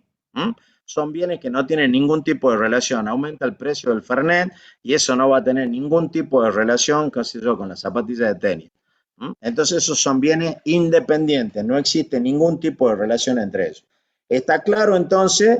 En función del efecto renta, que yo tengo dos tipos de bienes, que son los normales y los inferiores, y en función de los productos relacionados que tengo, bienes sustitutivos y bienes complementarios. ¿Está claro? Está claro, profe. Perfecto. Sigamos, acá tienen algunos ejemplos, yo los paso rápidamente, de productos que son sustitutos. Ahí ustedes tienen una gran cantidad de ejemplos como para, si se los pedimos, que en algún momento nos lo puedan dar. Y fíjense, este ejemplo está hecho más que nada para aquellos que están estudiando civil, en donde ustedes, a ver, por ejemplo, pueden encontrarse con sustitutos en su profesión. Ustedes pueden, no sé, hacer casas con ladrillo, casas con madera, ahora tienen casas de esa construcción seca, tienen distintos tipos de materiales. Bueno, uno de los materiales sustitutos es este plastimadera, que sirve, como ustedes ven, para distintos tipos de actividades y que, bueno, tranquilamente pueden sustituir alguna materia prima. Ahí tienen un sustituto muy específico vinculado con lo que sería la actividad de ingeniería civil. Del mismo modo, hay otros ejemplos que ustedes pueden dar. Podemos tener, qué sé yo, abertura de madera, abertura de aluminio, abertura de chapa. Bueno, son distintas posibilidades que ustedes tienen para poder satisfacer una misma necesidad. Tienen que resolver una abertura y, bueno, probablemente de acuerdo al tipo de presupuesto del cliente que ustedes tengan, van a encontrar distintos tipos de sustitutos a los efectos de poder bajar el precio o de jugar, digamos, con la calidad que el cliente les pide, en este caso puntual, de una vivienda. Ahí tienen algún elemento, digamos, que me pareció más adecuado para su propia profesión. Y acá tienen productos de carácter complementario que son elementales, la cubierta con la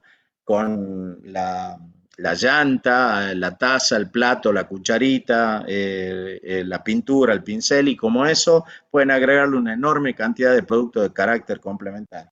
Y otros factores de lo que depende la función de demanda tienen que ver con el tamaño del mercado, esto que decíamos inicialmente, la cantidad de consumidores y de productores que están concurriendo a ese mercado. Otra cuestión que tiene que ver con algunas cuestiones psicológicas o subjetivas, como son los gustos y preferencias de los consumidores. Las expectativas futuras sobre la evolución de precios es algo importante, sobre todo, por ejemplo, en el momento que estamos pasando en la Argentina. Si yo miro que un producto va a aumentar su precio, eso, ¿qué generaría en el consumidor? ¿Qué piensan ustedes? Va a comprar antes que aumente. Va a comprar antes que aumente. ¿Y qué va a generar en el productor? Una Una mayor gran demanda. demanda. ¿Cómo? Pero también sube el Una precio. Que mayor restrinja la venta. Va a estoquear. Por eso ustedes se van a encontrar que, a ver, que en todo caso, en aquellos productos que son importados, bueno, probablemente el productor los tenga, pero si el productor está pensando que va a haber una devaluación o que va a haber una mayor restricción para la compra de ese producto, lo estoquea y tratará de venderlo en el momento que le parezca más adecuado. Entonces, por una parte, los consumidores cuando ven que la expectativa de precio es que va a subir el precio, intenta comprarlo y eso genera un aumento en la demanda, ¿cierto? Eso lo que va a generar es un desplazamiento de la curva de demanda y lo vamos a ver. Y por otra parte, digamos, los productores, si ven que ese precio va a bajar, va a intentar venderlo ahora, porque piensa que en el futuro ese precio va a bajar y por lo tanto le conviene venderlo ahora. Pero si piensa que en el futuro ese precio va a aumentar y yo soy un oferente o un productor, lo voy a estoquear esperando el momento adecuado para poderlo vender. O en todo caso, el problema se da cuando hay muchos niveles de inflación, que si yo soy productor o oferente y vendo mi stock de producto, probablemente pierda capital. ¿Por qué? Bueno, porque obviamente luego no voy a poder comprar con esos precios que yo vendí la misma cantidad de producto que tenía almacenado. Entonces, en esos casos, para que no se produzca pérdida de capital y si el producto no es un producto perecedero, bueno, inmediatamente lo que yo hago es estoquear. Se estoquea a veces lo que se puede, pero van mirando permanentemente cómo va evolucionando ese mercado. Pero recuerden que por eso las expectativas futuras siempre determinan una conducta tanto de los consumidores como de los oferentes. Y hoy la gente, cuando ve esos niveles de inflación, se apresura a comprar lo que puede y eso, a ver, genera lo que se llama inflación tendencial, es decir, todos vamos comprando rápidamente lo que podemos porque sabemos de que probablemente el mes que viene no lo podamos comprar y eso a su vez alimenta el ritmo de la inflación.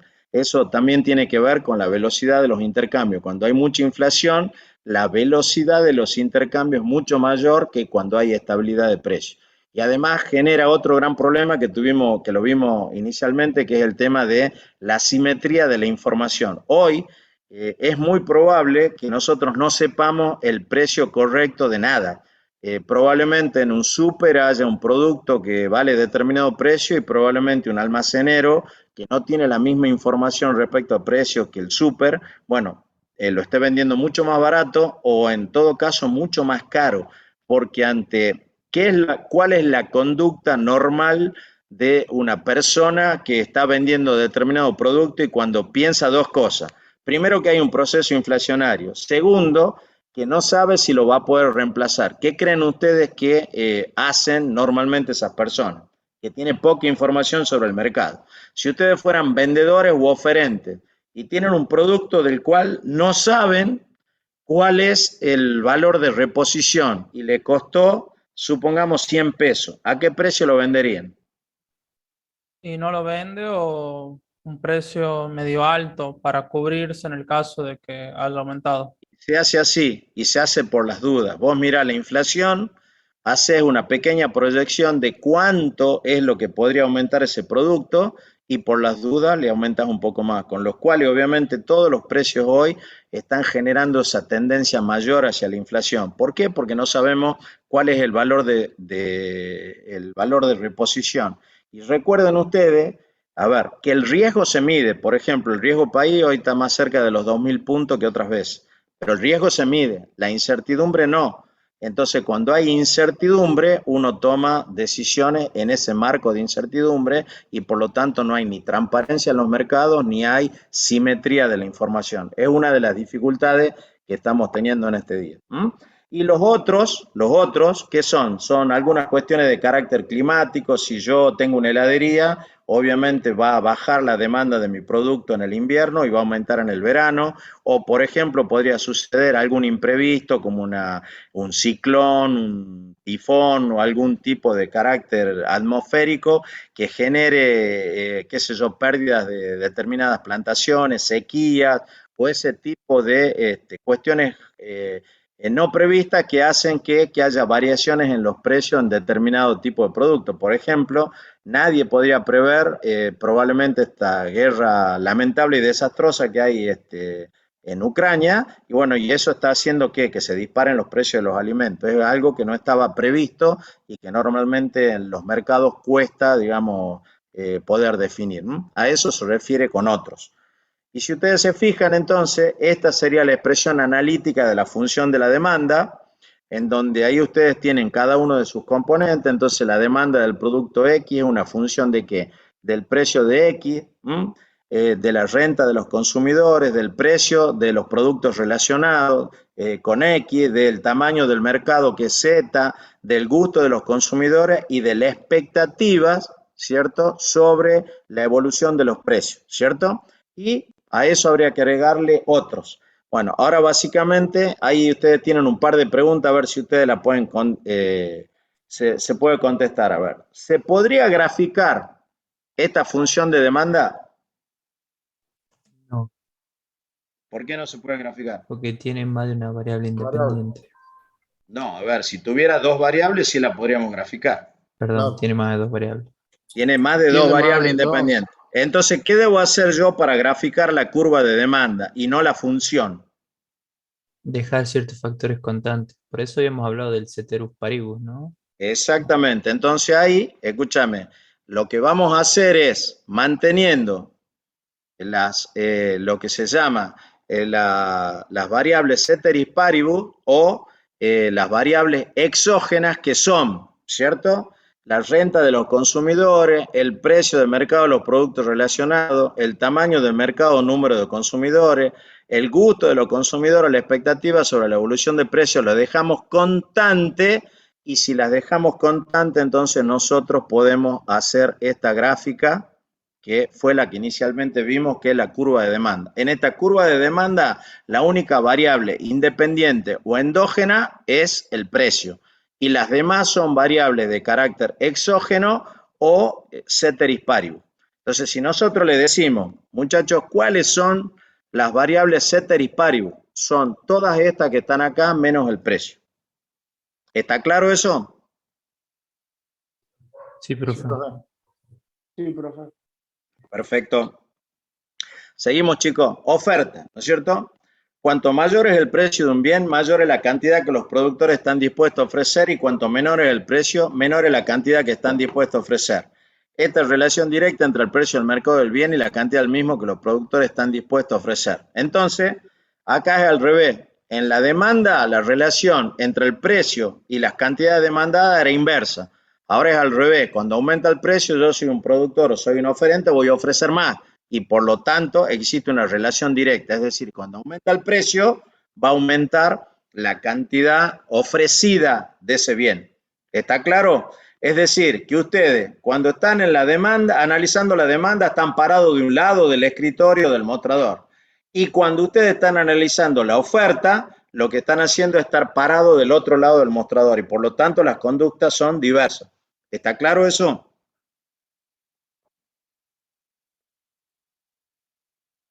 ¿Está claro eso? Sí, profe. Bueno, perfecto. Lo demás, fíjense, es lo mismo. ¿Qué significa ofrecer? ¿Qué es la tabla de oferta? Y acá tenemos lo que sería la curva de oferta, en donde también vamos a analizar cuáles son las variables exógenas o ceteris paribus de la oferta. Pero acá ustedes tienen que hay una relación directa, es decir, fíjense en este caso, a mayor precio, tengo una mayor cantidad ofrecida. En este caso, entonces, existe esa relación directa. Yo le pido, parece una pavada y parece una tontera, pero muchas veces nosotros le pedimos, che, grafícame una curva de demanda, y hacen cualquier cosa. Entonces, ustedes entiendan cuál es la relación que hay entre precio y cantidades demandadas y entre precio y cantidades ofrecidas, y eso le va a permitir tranquilamente no equivocarse cuando nosotros le pidamos que hagan una gráfica de demanda o una gráfica de oferta. ¿Está claro? Sí, profe. Sí, profe. Perfecto. claro, Entonces, compañero. fíjense, acá ahora vamos a analizar cuáles son los factores, como hicimos con la demanda, que inciden o que depende de la oferta. Entonces, si los precios y los factores de producción, eso es básico, ¿cierto? Es decir, ¿qué es lo que yo voy a gastar en mis costos directos para poder producir? Es mis costos de materia prima, que son recursos naturales, capital físico y capital humano, ¿cierto? La tecnología, si yo tengo una tecnología más avanzada, seguramente será más eficiente o, a ver, en el sentido de que más eficiente, en el sentido de que voy a consumir menor cantidad de materias primas o de recursos, que va a ser más rápida, es decir, que con el mismo tiempo voy a producir una mayor cantidad de productos y obviamente vamos a pedir que sea más limpia, es decir, que sea ecológicamente amigable. Esas son características que tienen que ver con la tecnología y a ver, y de los factores que va a depender, porque probablemente hoy yo tenga no solamente determinado tipo de sanciones por producir contaminando, sino que además es muy probable que ya no me dejen producir. Antes el concepto era que si vos contaminas pagás. Hoy directamente te dan ciertos indicadores de los cuales vos no podés pasar en tu producción en niveles de contaminación. ¿Por qué? Porque se tiene un concepto mucho más claro de que los recursos son finitos y sobre todo de qué. ¿Cuál es la otra cosa que se ha hecho, que digamos que básicamente hoy ya es un lugar común cuando uno va a producir un bien o un servicio? Finito y escaso. Internet. No, que no debo contribuir al cambio climático y la huella de carbono. Entonces, a ver, ya a ver, ustedes fíjense, entre otras cosas, la guerra esta entre Ucrania, ¿qué está haciendo? Está tratando de que haya una sustitución de determinado tipo de combustibles de carácter fósil que provee Rusia, carbón, gas y petróleo. Ahora hay una mayor proporción de energías limpias o no contaminantes o ecológicamente sustentables, básicamente aeroventiladores, lo que sería energía solar, y en algunos casos, por ejemplo, Francia está pensando claramente en aumentar la cantidad de centrales atómicas. Es más, Alemania ha suspendido el cierre de algunas centrales atómicas que tenía prevista para este año y el año próximo, básicamente por este tema de la guerra con Ucrania. Ustedes fíjense que en cuanto a la energía atómica hay opiniones muy divididas. Hay gente que las defiende y las defiende bastante con algunos argumentos sólidos y obviamente, a ver, ¿cuál es el problema que tiene la producción de energía atómica? Que es una energía muy concentrada y por lo tanto, obviamente, cualquier tipo de fuga o de radiación de la que pudieran existir, hubo muchos ejemplos. Chernobyl probablemente sea el que ustedes más conozcan, pero también hubo en Estados Unidos y ahora creo que en Netflix está pasándose una serie sobre lo que fue una fuga radiactiva en una central yankee que se llamaba Three Mile Island, creo que era. Esa central también tuvo, digamos, un tris de poder producir un gran daño ecológico ambiental a las personas en Estados Unidos. Y luego hubo otra muy famosa por un maremoto que se produjo en Japón. Entonces, ese tipo de situaciones pueden generar, en caso de este tipo de accidente, una enorme contaminación. Pero hay otros que sostienen que son muy seguras, que los accidentes han sido producidos en la mayoría de los casos por fallas humanas. Esto ha sido muy claro tanto en Chernobyl como en la central de Three Mile Island ahí en Estados Unidos, y obviamente un accidente natural como pasó en Japón por el maremoto. Pero hay mucha gente que obviamente está poniendo un ojo nuevamente en la producción de energía atómica. En ese sentido, la Argentina yo diría que hasta hace poco tiempo tenía una gran ventaja comparativa respecto a todos los países de América Latina. Y hubo algunas decisiones en ese sentido, sobre todo, a ver, porque hay algunos países con los cuales, y hay un gran componente geopolítico, ¿no? Por ejemplo, la Argentina le vendió un reactor nuclear a Australia. Hubo algunas organizaciones ambientales que se opusieron claramente a la venta de ese reactor, o porque parte del contrato decía que la Argentina tenía que hacerse cargo de la reactivación del combustible gastado. Entonces pensaban que en los transportes y lo demás, y lo decían claramente, eso generaba un gran riesgo ambiental.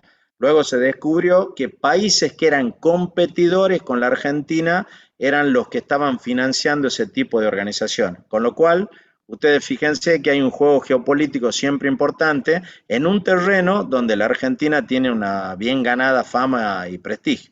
Ustedes imagínense si nosotros pudiéramos seguir exportando energía nuclear, bueno, si no le convendría a Bolivia, Chile, Paraguay, no digo Brasil porque también tiene una industria avanzada, no tanto como la nuestra, pero todos los países latinoamericanos, comprarnos tecnología a nosotros, a la Argentina, y eso generaría un gran ingreso de divisas en un producto que no es usual ni habitual en la Argentina. La Argentina ha desperdiciado en muchos casos por decisiones políticas grandes desarrollos, ¿no? En la época de Menem fue, por ejemplo, el misil Cóndor. La Argentina tenía una enorme posibilidad de, sobre todo en el desarrollo de combustible sólido. Y hemos tomado decisiones a contramano de los intereses nacionales en distintos gobiernos. El de Menem fue ese, hubo embajadores que renunciaron precisamente porque no estaban de acuerdo con suspender el proyecto Cóndor. Y del mismo modo, hubo distintos tipos de decisiones que, por ejemplo, han hecho que cedamos buena parte del liderazgo que nosotros teníamos en cuestiones de energía atómica. Y hay algunas cuestiones que hay que, obviamente, ojalá que en algún momento se pongan de acuerdo. Pero volviendo a este tema, digo, cuando se pongan de acuerdo todas las fuerzas políticas de manera tal que algunas cosas no se toquen, independientemente de los gobiernos que vayan alternándose en el país. Pero fíjense, la tecnología obviamente es un tema muy importante. Los impuestos y subvenciones, ¿por qué? Porque si me aumentan los impuestos, obviamente eso va a hacer que aumente el precio, porque yo lo voy a trasladar a los precios y por lo tanto va a caer la demanda. Y si al contrario me dan un subsidio para poder producir, eso va a hacer que mi precio sea menor y por lo tanto, indudablemente va a aumentar la demanda de ese producto. Esto lo vamos a ver cuando veamos precios máximos y precios mínimos. Otra vez el tamaño del mercado, otra vez la expectativa futura sobre la evolución de los precios, solamente que en este caso, como lo dijimos anteriormente, cuando yo como productor y oferente vea que los precios van a aumentar, inmediatamente lo que yo voy a hacer es dejar de ofrecer. ¿Por qué? Porque pienso que en otro momento voy a obtener mejores rendimientos de mi producto, de mi bien o de mi servicio. Y otros son también las características climáticas o algunas cuestiones que no se han podido prever en el análisis de ese mercado. Ahí ustedes tienen otra vez la expresión analítica de la función de oferta y obviamente para poder graficar la curva de oferta lo que hago, mantengo como variable independiente el precio y el resto, es decir, los costos de producción, el tamaño del mercado, la expectativa sobre el nivel de precio y de otros son lo que nosotros denominamos variables exógenas o variables ceteris paribus. ¿Está claro esto, chicos, o hay alguna duda? Claro, profe. ¿Estamos? ¿Se entiende bien, profe? Bueno, lo único que vamos a ver, y esto sí le voy a pedir que ustedes lo miren, ya vamos a ir terminando la clase, pero sí le voy a dar algunos tips que inevitablemente quiero que ustedes para la próxima clase sí lo preparen y lo vean. Entonces, alguna cuestión que ustedes yo creo que ya conocen, que la intersección entre la curva de oferta y demanda se denomina punto de equilibrio, ¿cierto? Al equilibrio se lo conoce también como aquella situación en la que el mercado se vacía y digamos que un mercado se encuentra en equilibrio cuando las cantidades de un bien que los consumidores están dispuestos a comprar coinciden con las cantidades que los productores están dispuestos a ofrecer. Y eso solo va a ocurrir para un nivel de precio que se denomina precio de equilibrio. Acá ustedes tienen un par de ejes en donde vamos a reflejar lo que son las curvas de demanda y las curvas de oferta. Esa es la curva de demanda, esta es la curva de oferta, ese es el punto de equilibrio y las curvas de demanda y las curvas de oferta, ¿cierto? Se trasladan de arriba hacia abajo, ¿cierto? Dependiendo de ciertas condiciones que yo le voy a pedir que ustedes vean y en todo caso vamos a discutir la próxima clase. Fíjense, cuando yo hablo y les pido que presten atención y si hace falta que lo escriban, ¿cierto? Cuando yo hablo de que hay una circulación, ¿cierto? A lo largo de la curva es porque la única variación que se produce es una variación de el precio del producto, del bien o del servicio. ¿Está claro eso? ¿Podría repetirla, profe? Sí. Aguántame un segundito, alguien me está golpeando acá la puerta, un segundito, no corten, por favor.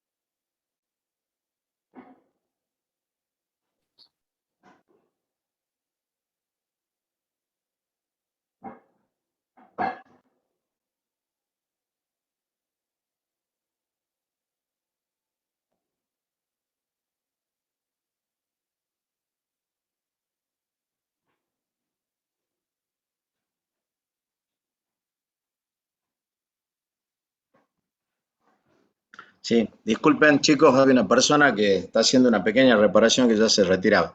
A ver, ustedes tienen acá las curvas de demanda y la curva de oferta. Va a haber lo que se denomina una circulación a lo largo de la curva cuando simplemente hay una variación del precio del producto.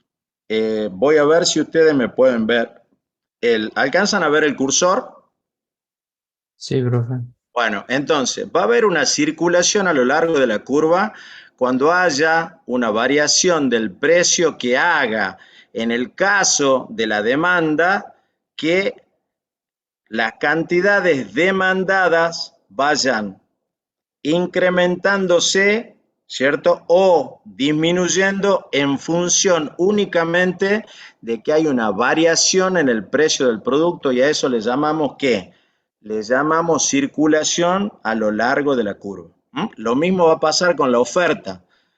Va a haber una circulación a lo largo de la curva cuando únicamente esté variando el precio del producto. Cuando el precio del producto aumenta, en este caso, van a aumentar las cantidades ofrecidas. Y cuando el precio del producto baje, van a empezar a bajar las cantidades ofrecidas. Esto es porque la única variación que se va a producir es la del precio. Grábense eso y ahora lo vamos a ver con un poquitito más de detalle, pero grábense eso. Va a haber un movimiento, digamos, de traslación de la curva, en este caso de demanda, hacia arriba, ¿cierto? Y hacia abajo en distintas circunstancias. La curva se va a mover así. ¿Alcanzan a ver cómo se movió? Fíjense. En este caso, la curva de demanda se traslada o se desplaza a la derecha y arriba, ¿cierto? Pasa eso. ¿Lo ven? Sí, profe. Y del mismo modo se va a desplazar a la derecha y abajo. Es decir, ese movimiento de desplazamiento hacia la derecha y arriba o hacia la izquierda y abajo se produce por distintas circunstancias que tienen que ver con ¿qué? Con la variación de los factores exógenos o ceteris paribus. Y ahora vamos a ver algún ejemplo. Lo mismo pasa con la curva de oferta. La curva de oferta se va a mover hacia la izquierda y arriba o se va a mover hacia la derecha y abajo.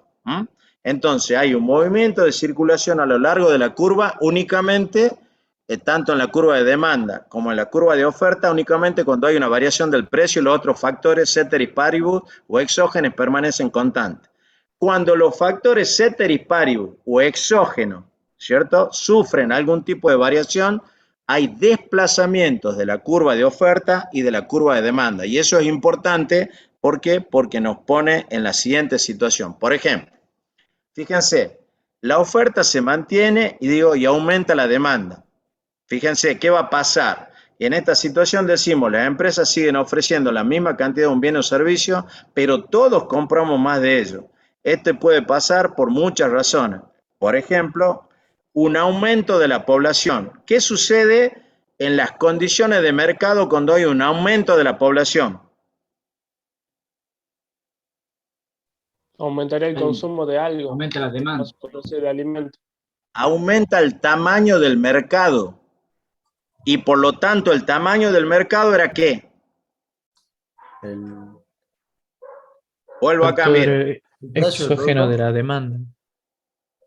Volvemos acá. Fíjense, estamos en este punto, acá está el punto de equilibrio. Yo digo, aumenta la población, ¿cierto? Entonces le estoy diciendo, aumenta el tamaño del mercado, ¿cierto? Al aumentar el tamaño del mercado se está produciendo una variación ¿en qué? La demanda. Hay una variación, como dijo él, dijo ahí, en una variable que es la variable exógena o ceteris paribus, tamaño del mercado. Y cuando aumenta el tamaño del mercado, ¿qué va a pasar con la demanda? Se va a desplazar el curva. Entonces se va a desplazar así. Y si ustedes se fijan, fíjense que al aumentar la demanda, la gente está, fíjense, nosotros estamos acá, ¿no es cierto? Tomen un punto cualquiera, pero lo que ustedes cuando analicen el desplazamiento de la curva, van a ver que eso significa que la gente está dispuesta a aumentar, a comprar la misma cantidad, pero a mayores precios. Si ustedes se fijan y hacen el análisis de la curva en ese punto, y ustedes la van trasladando hacia arriba, ese desplazamiento, de la curva de demanda, ese desplazamiento significa que la gente está dispuesta a adquirir, ¿cierto? No mayores cantidades, la misma cantidad del bien, pero a mayores precios. Y ustedes ven que hay un desplazamiento del punto de equilibrio, se desplazó hacia arriba, es decir, el punto de equilibrio se alcanzó, ¿dónde? A un mayor nivel de precio. ¿Se alcanza a entender eso? Sí, profe. Sí, profe. Sí, profe. Para cada uno de estos movimientos, fíjense, acá es cuando decimos la oferta se mantuvo, no se modificó la oferta. Lo único que se modificó fue la demanda. Por lo tanto, cuando la demanda se desplazó hacia la derecha y arriba, lo que sucedió es que yo tuve un desplazamiento de la demanda y hubo un movimiento de circulación a lo largo de la curva de oferta. ¿Se entiende eso? Sí. Sí, profe. Perfecto. Entonces, fíjense, lo vamos a ver con mucha más tranquilidad la próxima clase, pero a ustedes yo les voy a dar, simplemente también porque está en el libro y ustedes lo pueden ver en el libro, y yo voy a pasar, si puedo ahora mismo, esta presentación al aula virtual para que ustedes la puedan ver, pero acá está cada uno de los casos que ustedes pueden analizar, ¿cierto? Con desplazamiento. Quiero que lo vayan viendo uno por uno y fíjense, acá está cada uno de los ejemplos, fíjense, movimiento a lo largo y desplazamiento de la curva de la demanda. Decimos, fíjense, aumento de los ingresos, renta bien normal, cómo se desplazaría la curva de demanda está puesta en la columnita de la derecha, ¿cierto? Entonces, ustedes fíjense, acá tienen el efecto, ¿cierto? Porque acá, miren cómo es la cuestión, aumento de los ingresos o renta, pero les hago la aclaración que es bien normal. Si es un bien normal, ¿cierto? ¿Va a aumentar o va a caer la demanda?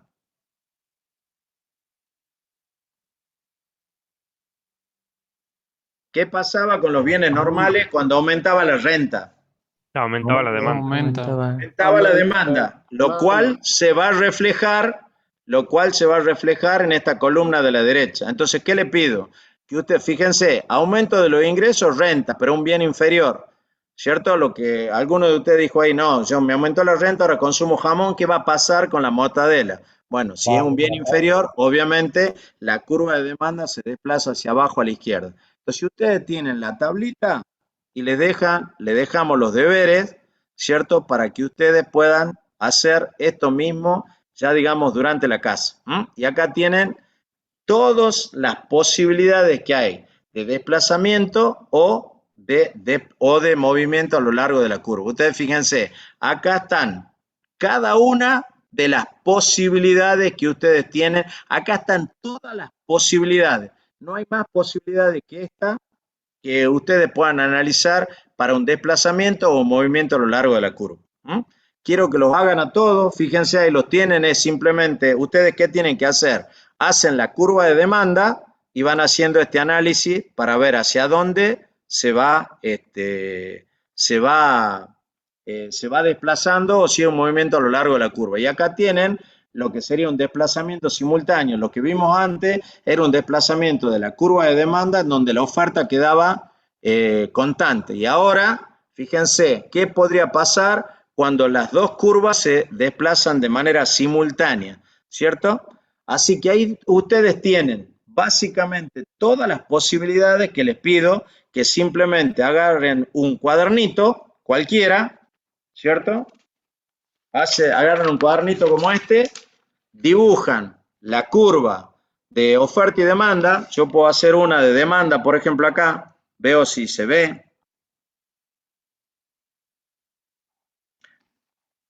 ¿Alcanzan a ver esto?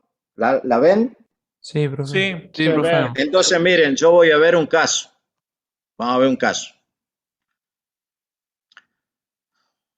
Acá están de demanda. Por ejemplo, dice, aumenta el precio de un bien complementario. Entonces, esta curva que yo tengo acá, esta curva, ustedes la ven, ¿cierto? Sí. Es la curva, por ejemplo, pongamos, de la coca, ¿cierto? Es la curva de la coca. Yo ahora voy a poner acá una curva de demanda de coca, ¿cierto? Le pongo D sub C para que... Entonces, esta curva que está acá, a ver, ahí la ven, ¿no es cierto? Ahí la ven. Sí. Curva de demanda de la coca, ¿cierto? Aumenta el precio del bien complementario Fernet. ¿Qué va a pasar con la curva de demanda de la coca? ¿Va a aumentar la demanda o va a disminuir la demanda? Va a aumentar. Va a disminuir. Disminuye la demanda y ¿Va a se pone disminuir o va a aumentar? la Va a aumentar porque es complementario. Disminuiría. Bueno, porque el pero precio aumenta el precio, perdón, aumentaría. aumenta, vuelvo a esto, es un bien complementario. Esta es la curva de demanda de la coca, aumenta el precio del Fernet. ¿Qué pasa con la demanda de la coca? Disminuye. Casa a la izquierda. Disminuye. Entonces, lo que yo tengo que hacer es esto. Hay que desplazar a la izquierda. Va a ir desplazado A la izquierda y para abajo. a la izquierda y para abajo. ¿La alcanzan a ver? Sí. Sí, profe. Bueno, Sí, sí. entonces ustedes para cada una de las situaciones que están ahí hacen exactamente este mismo ejercicio y saben que cuando nosotros le digamos, a ver, por ejemplo, tengo una curva de un bien y digo que es una curva de un bien, perdón, el de abajo. ¿Se alcanza a ver esto?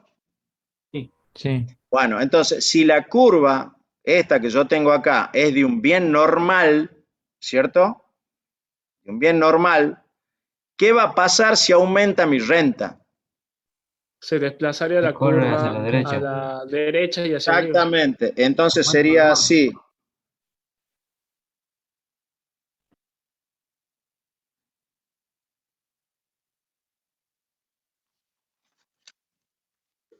¿Se ve? Sí. Bueno, hagan esos ejercicios, sabiendo que cuando hay un movimiento a lo largo de la curva es porque lo único que se produce es una variación del precio en donde los factores ceteris paribus o las variables exógenas están constantes. ¿Estamos? Eso es lo único que ustedes tienen que tener claro. Hagan esos dibujitos y yo la próxima vez, en la próxima clase, que es el lunes que viene, les pregunto a alguno de ustedes, che, a ver, mostrame cómo hiciste, y si no, que lo haga en ese mismo momento con las mismas tablitas estas que tenemos acá. ¿Está claro, chicos? Está Sí, claro. profe. Profe, Bueno, ¿el lunes que viene tenemos clase presencial? ¿O cuándo no eh, estaría? no, la clase presencial, hay una resolución del Consejo Directivo que dice que va a ser a partir del 31 de mayo. A ver, Perfecto. ¿alguno tiene un calendario ahí? Sí, Sí, martes 31. Claro, el 31. martes 31. Sería la otra clase de junio. Entonces, exactamente, la otra clase sería a partir del primer día hábil de junio, que no sé cuál es. Lunes Sería 6. El primer 6. lunes. ¿Cómo? Sería el Lunes lunes, 6. Lunes el lunes 6. 6. Bueno, entonces, el lunes 6 de junio, nosotros tenemos la primera clase presencial. Yo espero que el próximo lunes le pueda decir en qué aula, porque bueno, hoy veo que somos 55. Si somos 55, podríamos ir al aula esa normal que yo tenía asignada. Si somos un poco más, bueno, veremos. Pero eso lo va a resolver la Secretaría de Planeamiento de la facultad. Entiendo que en esta semana yo ya he hecho la solicitud, no me han contestado para saber cuál es el aula asignada. Espero que el próximo lunes yo se lo pueda decir, tal va a ser el aula, y sería muy bueno porque justo viene un temita que es interesante, que es costo de producción, que yo creo que es mucho mejor que podamos, ¿cómo les puedo decir? Conversarlo entre todos y presencialmente. Ahí se acaba de conectar el ingeniero Madariaga, así que si alguno tiene alguna duda para él y esas cosas, aprovechemos que está conectándose. Una consultita con respecto a la planilla de los grupos para el proyecto. ¿Hay que mandar uno solo de cada grupo o todos deberíamos mandar la misma planilla? Mirá, entiendo que Si todos querés tienen que contesto mandar. yo. Bueno, dale. Sí, efectivamente, una por grupo, no me manden 4, 5, no, una por grupo, por favor, para que yo pueda identificar perfectamente de aquellos grupos que yo le haya dado lo que hay el tema.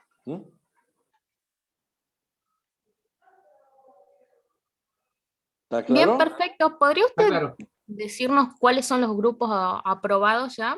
Porque hay algunos chicos que andan con dudas. No, bueno, si quiere lo chequeamos mañana en la clase de consulta. Bien, perfecto. Claro, Por favor, claro. entre en la clase de consulta Yo y chequeamos. justamente también le iba a preguntar eso.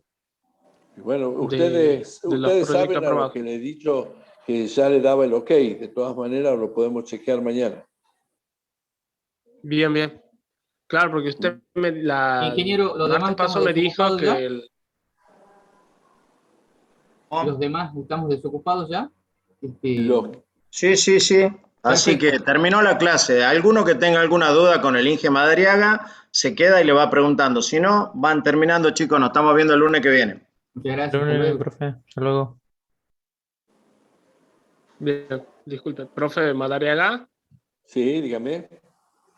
Usted la clase pasada, en mi grupo nos dijo que el proyecto iba encaminado, que iba bien, y nos pidió que ahondáramos un poquitito más, digamos, y nosotros Sí. le íbamos a llevar una presentación.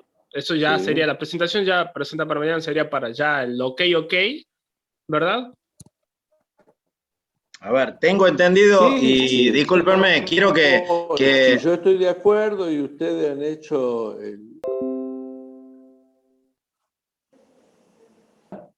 A ver, chicos, quiero que recuerden que hay un plazo límite. Hola, recordale Hola, a todo sí. el plazo límite para la presentación, Mario. Está puesto ahí en el aula virtual, es el 3 de junio a las 21 horas. O sea que hasta ahí tienen que O sea resolver tienen todo, La chicos. clase de consulta del día de mañana y la del próximo martes. Y ahí se acabó. Bien. Bueno. Bueno, entonces ya mañana le presentamos la presentación para... Me traen lo que yo le he pedido, sí.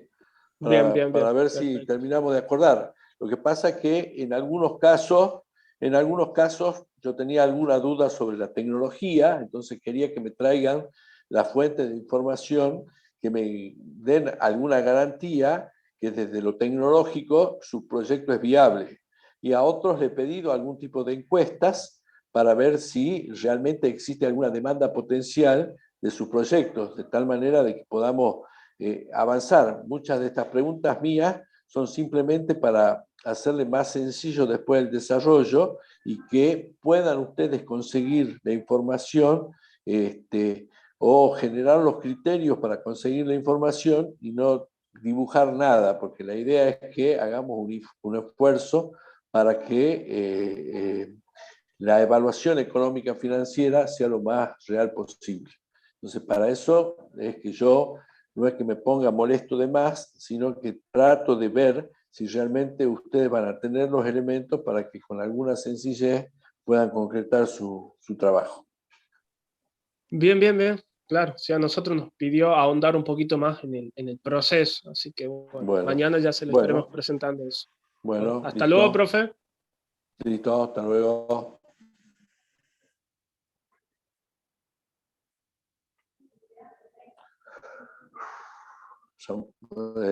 Ramón, después hagamos una pequeña llamada telefónica, que tengo que hacerte algunas consultas.